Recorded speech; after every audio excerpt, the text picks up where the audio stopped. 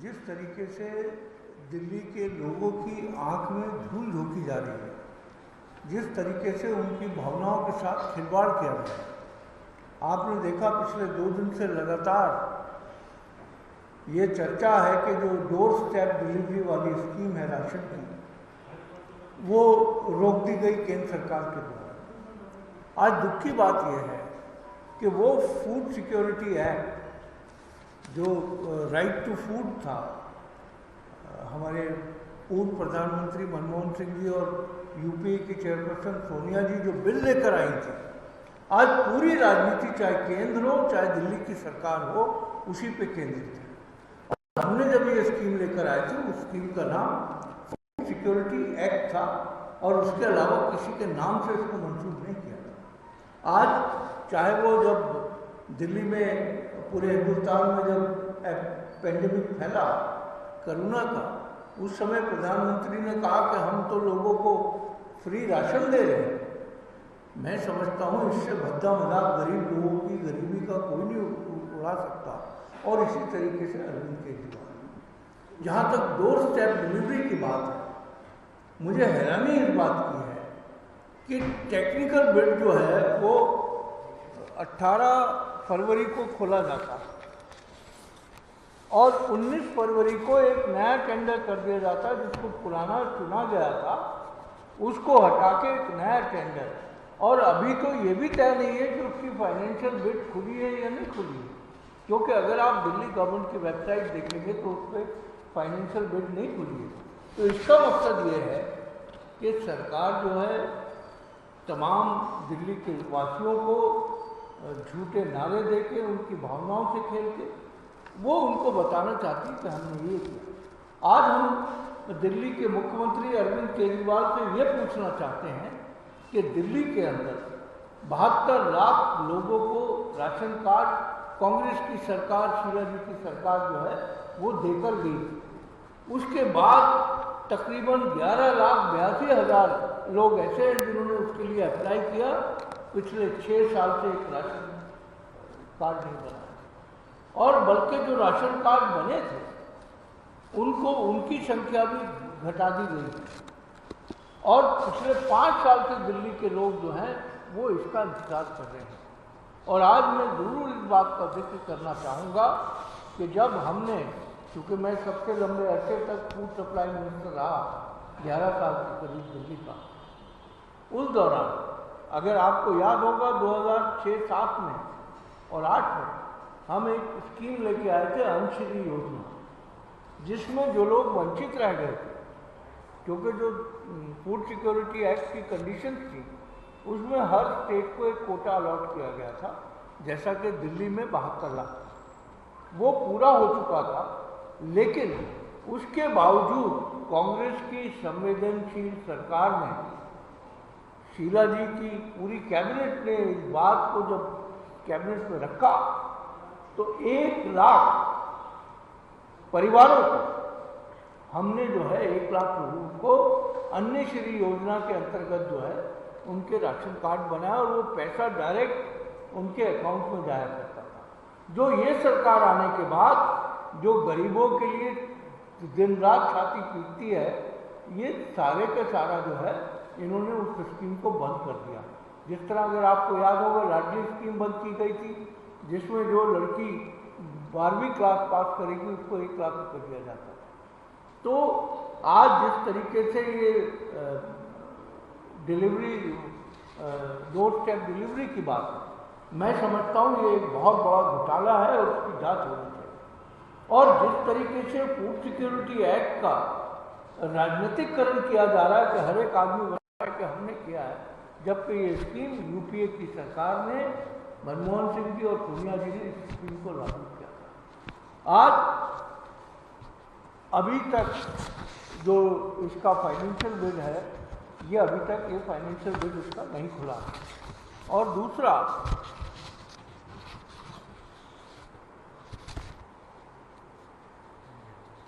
और जिसको पहले दिया गया था 2020 में, जिसको टेंडर दिया गया था, वो पेपर्स भी जो है हम ये कैंसिल फर्स्ट टाइम 2020 में दिया गया था।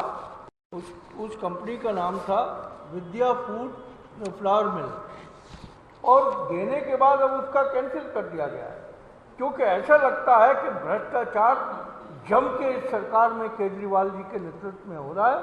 और वो भोले बन के ऐसा बयान देते हैं कि दिल्ली के लोग समझे केजरीवाल जी तो दिल्ली के गरीबों के लिए सोचते हैं। 2020 का टेंडर कैंसिल किया, और ये दूसरा टेंडर जो है 19 जनवरी को इन्होंने निकाला, जो डोर स्टेप डिलीवरी का।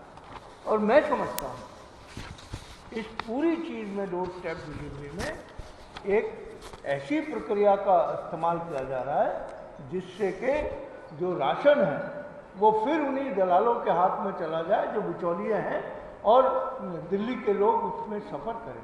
अगर आपको याद होगा, दिल्ली के अंदर जब आटा महंगा हो रहा तो हमारी सरकार APL कार्ड हुआ करता था, एक अबव पॉवर्टी लाइन, और उसका राशन जो है 90% जो है वो डाइवर्ट होता था। उस राशन को रोकने के लिए केंद्र सरकार के पास जाके हमने एक योजना बताई उनको कि आप जो है ये APL का जो गेहूं है उसको आप दिल्ली सरकार को दें, और हम उसका आटा बना के लोगों को देंगे।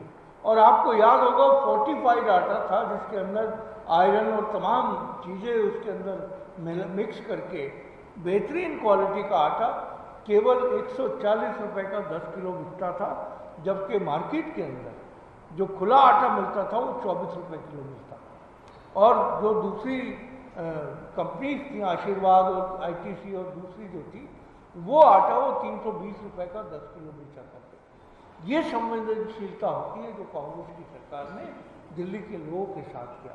लेकिन आज ऐसा लगता है कि राशन को लेके, एक तो केजरीवाल जी के दिल में अगर इतना दर्द है तो वो लोग जो वंचित रह गए राशन कार्ड बनने से, और 6 साल से जिनको हसीन सपने दिखाए जा रहे हैं, उन सबको अन्नश्री योजना या अन्य कोई योजना लाकर उन सब के राशन कार्ड बनाए जाएं, और दिल्ली सरकार उनको सब्सिडी मुहैया करे डायरेक्ट उनके अकाउंट में। दूसरी बात, जो ये झगड़ा केंद्र सरकार का और केजरीवाल जी का, ये कहीं छुपा हुआ नहीं है। ये दोनों एक ही सिक्के के दो पहलू हैं, दोनों पूरी तरीके से एक दूसरे के साथ मिले हैं। अभी मुझे जानकारी मिली थोड़ी देर पहले कि केजरीवाल जी ने ट्वीट किया है, जो वो ला रहे थे मुख्यमंत्री के नाम से उस योजना को, कि केजरीवाल जी ला रहे हैं और फोटो छपेगा उनका उसके ऊपर। अब उन्होंने कहा कि मैं दिल्ली के लोगों के लिए त्याग देता हूँ कि ये योजना लागू की जाए, लेकिन आज तक अभी तक ये नहीं पता कि उसकी फाइनेंशियल बिड खुली है या नहीं खुली है। और मेरा आपसे निवेदन ये है कि पूरी दिल्ली के लोगों को आप मीडिया के माध्यम से ये ज़रूर बता दें, ये इतना करोड़ों रुपए के इश्तिहार देने के बाद केवल 100 परिवारों के ऊपर ये पायलट प्रोजेक्ट है। ये जो टेंडर हुआ है पायलट प्रोजेक्ट है, क्योंकि मुझे इसके अंदर से एक बड़े घोटाले की बू आती है। जिस तरीके से CCTV कैमरे में, आपको याद होगा उस वक्त अजय माकन जी और हमने मिलकर उस तमाम मुद्दे को उठाया था, इसी तरीके से ये जो योजना है ये दिल्ली के लोगों को केवल गुमराह करने के लिए, क्योंकि अभी तक अगर आप देखें तो बहुत सारे इश्यूज ऐसे हैं जहाँ पर अरविंद केजरीवाल, उनकी पूरी कैबिनेट मोदी जी के पीछे और अमित शाह जी के पीछे खड़े नजर आते हैं। ये जो ड्रामा है इससे ज़्यादा देर तक खेला नहीं जा सकता। और कल राहुल गांधी जी ने आसाम में बहुत अच्छी बात कही। वहाँ एक स्टूडेंट ने उनसे सवाल पूछा कि दिल्ली में तो इतने स्कूल सुधर गए हैं, आप आसाम में क्या करेंगे?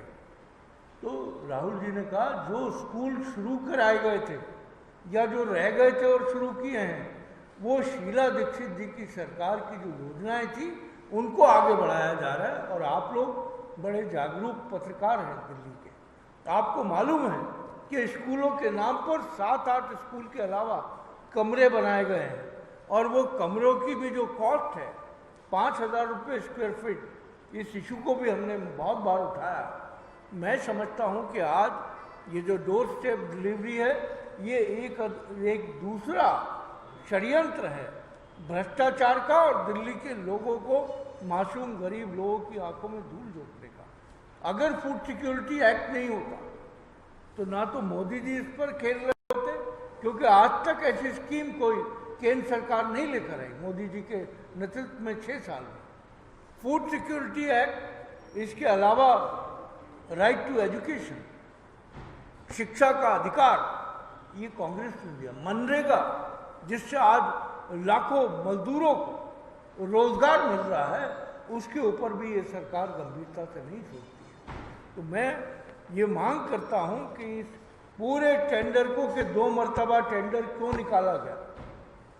विद्या फ्लावर मिल को पहले ये टेंडर दिया गया था, ऐसा कौन सी बात थी कि सौदा तय नहीं हुआ।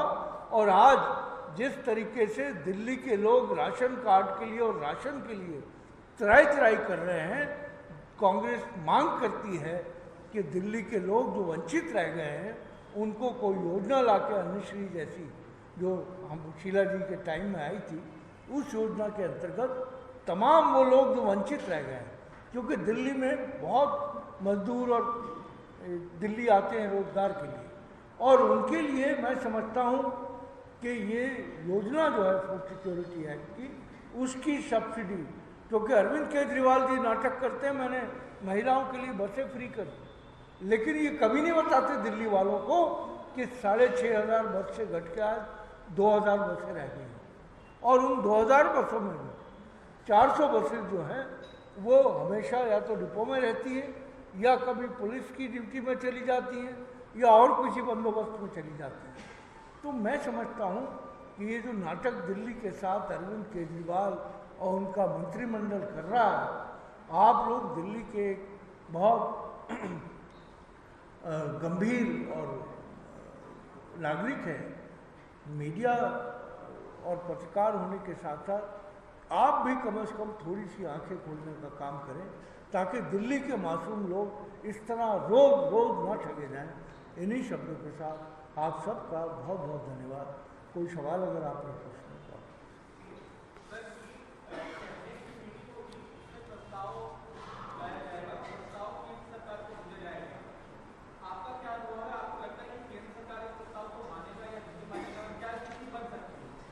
किस चीज़ का?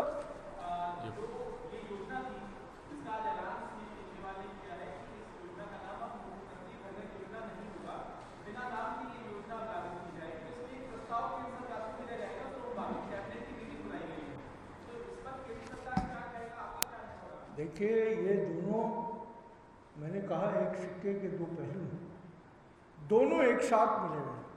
हमने कोरोना के टाइम में इस चीज़ को देखा कि एलएनजेपी का दौरा होम मिनिस्टर करते हैं और मुख्यमंत्री जो है वो वहाँ मौजूद नहीं होते। महरौली में जो कोविड सेंटर बनाया जाता है उसमें मुख्यमंत्री हाथ बांधकर पीछे होम मिनिस्टर के चलते रहते हैं।